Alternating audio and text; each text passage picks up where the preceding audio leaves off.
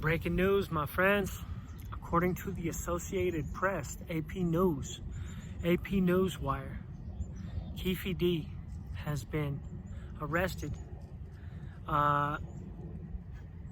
in connection with the passing of Tupac Shakur in 1996. The 1996 passing of Tupac Shakur.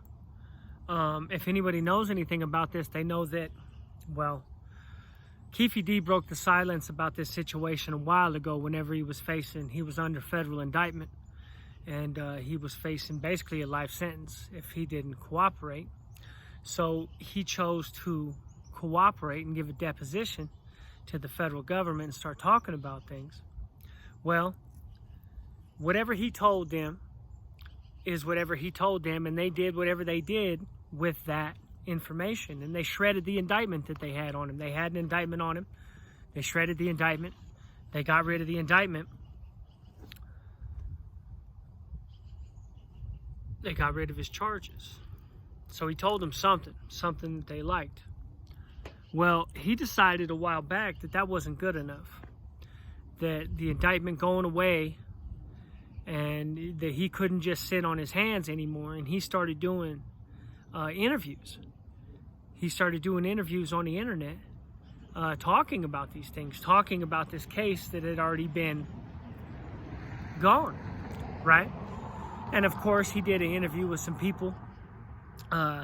They turned him into some really convincing videos, right? You know, because people go crazy. You give them a good interview, they can go crazy if they know how to edit something up real nice. So they turned it into some videos that made it look like, well, you told us the whole story.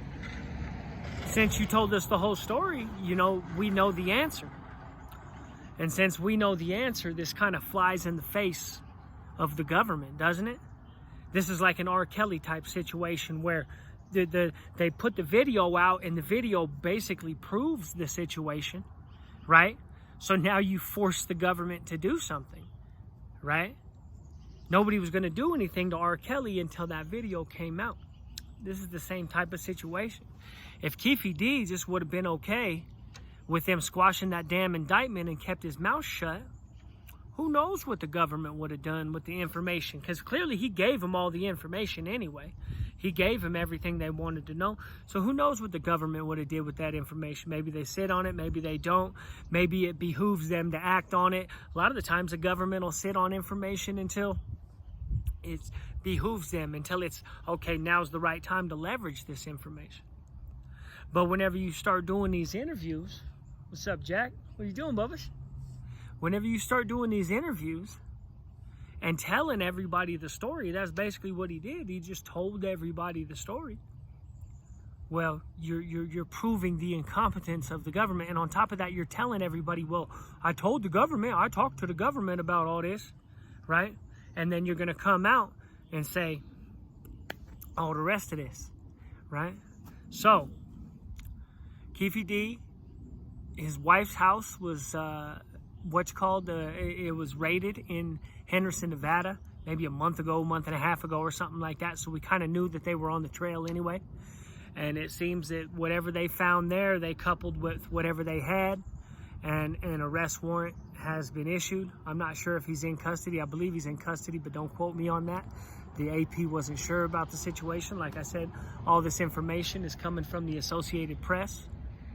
So this is a news wire, fresh off the news wire. He couldn't keep his mouth shut. And you know, if you've ever watched any of these like unsolved mystery type shows or these true crime shows, you know, a lot of the times that's what does people in. Especially if they're involved in something big like that. They just can't. They can't keep their mouth shut. People just can't be quiet. Keefe D talked himself into this. He talked himself into this. It doesn't say exactly what the charges are. It says the actual indictment will be landing later Friday. I believe they took him into custody this morning, served a search warrant this morning, or served a warrant this morning, took him into custody, and they said it will be coming an actual indictment with official charges, proper charges will be coming later on, this afternoon, later on. this is a long time coming. If you grew up in the 90s and you remember whenever Tupac lost his life, you know how detrimental it was just to everything. Everything became very fatalistic. A lot of people's music became very fatalistic after that. You know, Tupac's music before he got shot was a lot of it was upbeat. A lot of it was party music. You know, he was still a rough dude, but a lot of his music was party music, hip hop, stuff like that.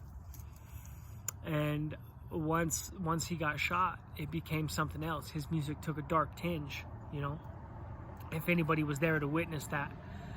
And after he died, I would say that rap in general took a darker tinge. I mean, the you know, whenever we think about the some of the things, you know, oh, the dead ops and and the situations that have happened in Chicago and the people that have taken each other's lives, and how serious they take this stuff, you know, people forget that whenever Eazy died, Dr. Dre was there at his side, right? There was no animosity, there was none of that. It was bigger than them. And the whole time that they were beefing and making songs about each other, they were living within a couple miles of each other. They didn't actually want to hurt each other. They were making music, you know. They did talk about what they lived, but a lot of it was blown out of proportion. And these kids these days have taken it to something completely different. It's not the same. Rap's not the same. So I think a lot of that has to do with whenever the whole world got to see Tupac lose his life, right? And then Biggie lost his life, and then it became official, and then the different started coming out, the different conspiracy theories, and people were listening to the Machiavelli album, right? It sounds like he says Suge shot me at the beginning of the song. If anybody remembers the song, I don't remember exactly what song it is, right? And the conspiracy theory started coming out, the 7-day theory, he faked his death, and just rap in general took a very fatalistic turn after that. And it's pretty much gone downhill ever since, to the point to where these dudes in Chicago, a lot of them are even giving up and saying, Jesus Christ, it's got to stop. The death has got to stop. It's come to a point where it's like, this is over the top. People are actually losing their lives en masse. Not just losing their lives. People have always lost their lives. But people are losing their lives en masse, you know? And I think this Tupac situation was the genesis of a lot of that. So, this goes to show you, man, if you're involved in something serious, keep your mouth shut. Keep your mouth shut, man. Because there ain't no statute of limitations on an M case, homie.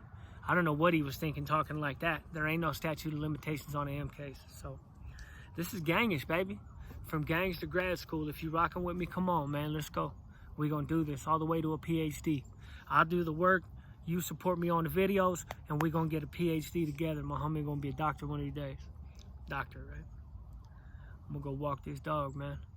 Man, free Keefe D, man. You should have kept your mouth shut, my homie. Later, from gangs to grad school, baby. Let's do it.